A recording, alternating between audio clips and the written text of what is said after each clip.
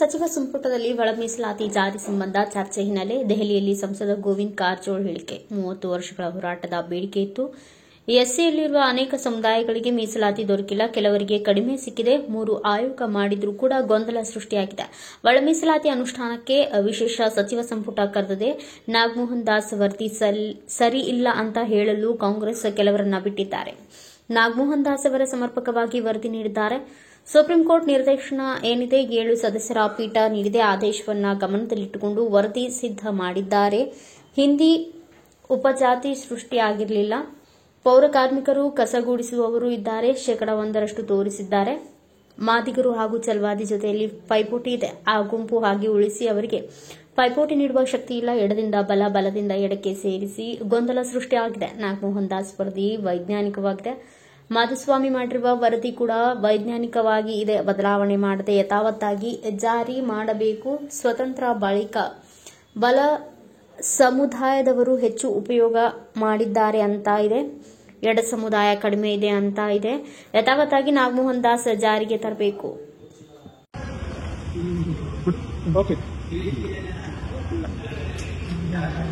30 ವರ್ಷಗಳ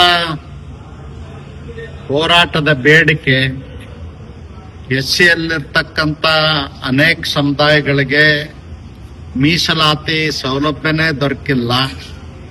ಕೆಲವು ಸಮುದಾಯಗಳಿಗೆ ಅತ್ಯಂತ ಕಡಿಮೆ ದೊರಕಿದೆ. ಹಾಗಾಗಿ 3 ಆಯೋಗಗಳನ್ನು ನೇಮಿಸಿದರೂ ಕೂಡ ಕರ್ನಾಟಕದಲ್ಲಿ ಆಡಳಿತ ಮಾಡತಕ್ಕಂಥ ಕಾಂಗ್ರೆಸ್ ಸರ್ಕಾರ ಗೊಂದಲವನ್ನು ಸೃಷ್ಟಿ ಮಾಡ್ತಾ ಇದೆ.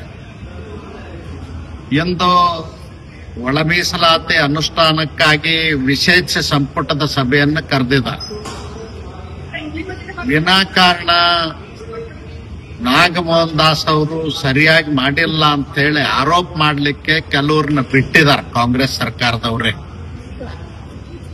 ನಾಗಮೋಹನ್ ದಾಸರು ನ್ಯಾಯಮೂರ್ತಿಗಳಾಗಿ ಸಾಮಾಜಿಕ ನ್ಯಾಯದ ಹಿನ್ನೆಲೆಯೊಳಗೆ ಅತ್ಯಂತ ವೈಜ್ಞಾನಿಕವಾಗಿ ವರದಿಯನ್ನ ಕೊಟ್ಟಿದ್ದಾರೆ. ಅಲ್ಲಿರ್ತಕ್ಕಂಥದ್ದು ಸಂವಿಧಾನದ ಆಶಯಗನುಗುಣವಾಗಿ ಆಗಸ್ಟ್ 1, 2024 ಸರ್ವೋಚ್ಚ ನ್ಯಾಯಾಲಯದ ಸುಪ್ರೀಂ ಕೋರ್ಟ್ ಆದೇಶಿದ ಸಂವಿಧಾನ ಪೀಠ ಮುಖ್ಯ ನ್ಯಾಯಾಧೀಶರ ನೇತೃತ್ವದಲ್ಲಿ 7 ಸದಸ್ಯರ ಸಂವಿಧಾನ ಪೀಠಕ್ಕೆ ನೀಡಿರ್ತಕ್ಕಂಥ ಆದೇಶವನ್ನ ಗಮನದಲ್ಲಿಟ್ಟುಕೊಂಡು ನ್ಯಾಯಮೂರ್ತಿ ನಾಗಮೋಹನ್ ದಾಸ್ ಅವರು ವರದಿಯನ್ನು ಸಿದ್ಧಪಡಿಸಿದ್ದಾರೆ. ಅವರು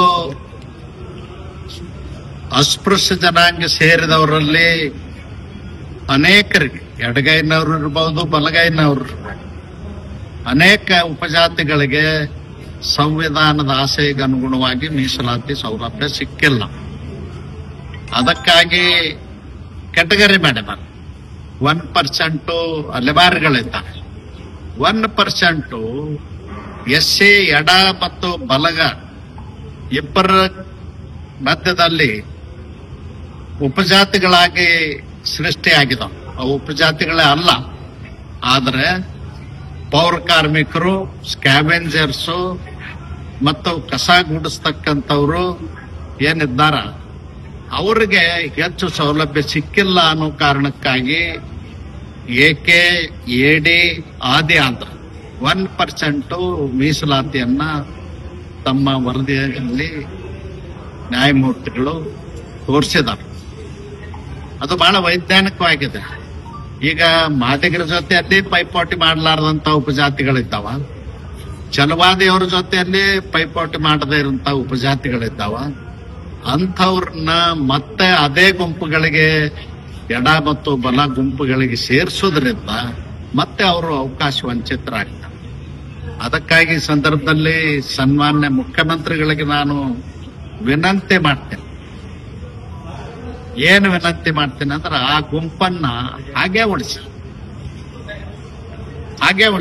ಅವ್ರಿಗೆ ಪೈಪೋಟಿ ಮಾಡೋ ಶಕ್ತಿ ಇಲ್ಲ.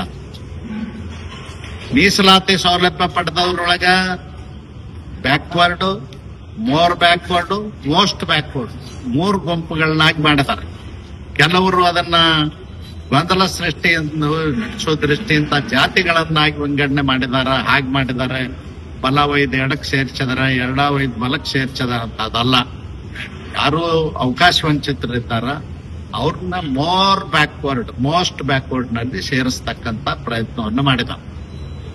ಅದಕ್ಕೆ ಇವತ್ತೇನು 4 ಗಂಟೆಗೋ 5 ಗಂಟೆಗೋ ಯಾವಾಗ ಮಾಡ್ತೀರಿ ಮಾಡ್ರಿ. ನಾಗಮೋಹನ್ ದಾಸ್ ಅವ್ರ ವರದಿ ವೈಜ್ಞಾನಿಕವಾಗಿದೆ. ಎರಡನೇದ್ದು ಮಾಧುಸ್ವಾಮಿ ಅಂದಿನ ಕಾನೂನು ಮಂತ್ರಿಗಳು ಮಾಡಿರ್ತಕ್ಕಂಥದ್ದು ವೈಜ್ಞಾನಿಕವಾಗಿದೆ.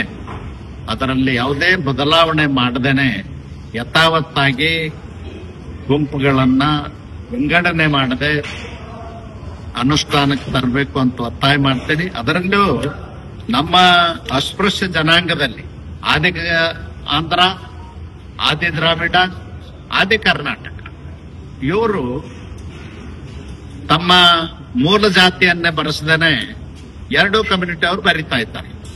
ಈಗ ಪೌರ ಕಾರ್ಮಿಕರು, ಆದಿ ದ್ರಾವಿಡನ್ಸ್ ಹೆಚ್ಚಿಗೆ ಲೆಫ್ಟ್ನವರೇ ಇದ್ದಾರೆ. ಅವರು 80% ಲೆಫ್ಟ್ನವರೇ ಇರ್ತಾರೆ. ಅವರು ಇವರ ಸ್ವಲ್ಪ ಹೊಟ್ಟೆ ಪಾಟಿಗಾಗಿ ಸೇರ್ಕೊಂಡವ್ರು ಇರ್ಬೋದು. ಅದಕ್ಕೆ ನಾನೇನ್ ಹೇಳಲಿಕ್ಕೆ ಬಯಸ್ತೇನೆ, ಅವ್ರನ್ನ ಹಿಂದುಳಿದಂತ ಯಾವ ಕಮ್ಯುನಿಟಿ ಗುರುತಿಸಿದೀನಿ. ಸ್ವಾತಂತ್ರ್ಯ ಬಂದ ನಂತರ ಬಲ ಸಮುದಾಯದವರು ಹೆಚ್ಚಿನ ಸೌಲಭ್ಯವನ್ನು ಪಡ್ಕೊಂಡಿದ್ದಾರೆ, ಪ್ರಬಲರಾಗಿದ್ದಾರೆ ಅಂತೇಳಿ ವರದಿಯಲ್ಲಿದೆ. ಎರಡನೇದು ಮಾದಿಗರು ಹಿಂದುಳಿದಿದ್ದಾರೆ. ಅಟ್ಲೀಸ್ಟ್ ಅವ್ರನ್ನ ಹಿಂದುಳಿದಲ್ಲಾದ್ರೂ ಸೇರಿಸಿ AKADಗಳನ್ನ ಅವ್ರನ್ನ ಮರ್ಜ್ ಮಾಡ್ತಕ್ಕಂತ ಕೆಲಸ ಮಾಡಬೇಡಿ. ಇಲ್ಲಾಂದ್ರೆ 1% ಏನ್ ನಾಗಮೋಹನ್ ದಾಸರು ಹೇಳಿದಾರ ಅದೇ ರೀತಿ ಮುಂದುವರಿಸಬೇಕು ಅಂತ ಒತ್ತಾಯ. Thanks for watching. Read, discuss and debate with editor Dr. Yan Prashant Rao. Wanted reporters in print, digital and visual media for Bharat Vaibhav Daily Newspaper, BV News 5 Channel and BV Fast Web News from all the talukas of Karnataka, Goa and Maharashtra. If interested, send your resume to 9019229369.